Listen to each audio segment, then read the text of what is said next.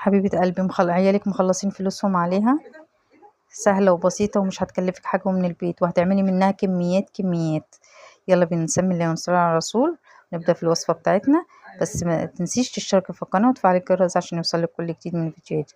يلا حبيبة قلبي، هتجيبي ورقتين جلاش، طبعا هتجيبي لفة وتشيليها، هتعملي الكمية كلها اللي يريحك.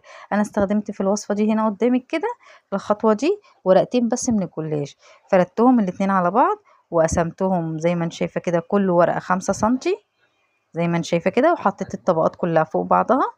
بصي ورقتين عملوا معايا كمية قد ايه، بسم الله ما شاء الله.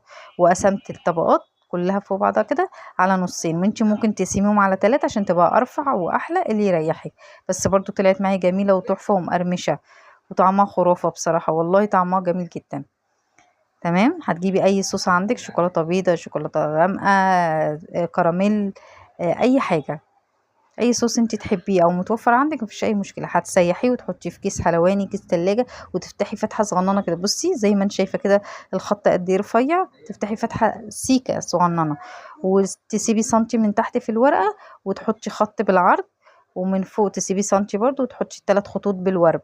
هتديكي نفس الشكل من بره بالظبط. بصي بصي الجمال في منتهى الجمال، نفس الشكل. هتجيبي صاج اللي هتحطي فيه في الفرن، ورق زبدة عليه، او تحطي او من غير ورق زبدة مفيش اي مشكلة، مش هتديني اي حاجة. كده كده الدهون اللي هتنزل من الجلاش مش هتخليه يلزق.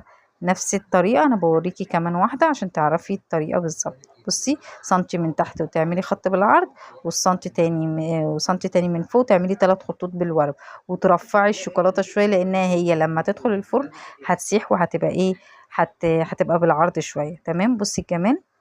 لو وصلتي معايا لحد هنا ما تنسيش تشتركي في القناه، كومنت حلو لو عجبك الفيديو، واللايك الجميل. بصي الكميه هتدخل الفرن على الرف اللي في النص، درجه حراره 180، 5 دقايق، والله بمعنى الكلمه 5 دقايق، 10 دقايق بالكتير بالكتير، ولا شوايه ولا نار فوق ولا اي حاجه. بصي الكميه بسم الله ما شاء الله، جميله وسهله وبسيطه ومش هتكلفك، وهتوفري فلوس كتير رايحه على الفاضي.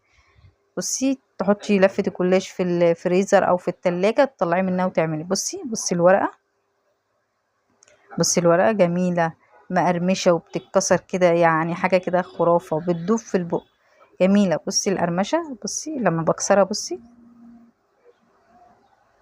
مستاهلش منك بقى اللايك الحلو، كومنت الجميل والاشتراك اللي زي قلبك. السلام عليكم ورحمة الله وبركاته.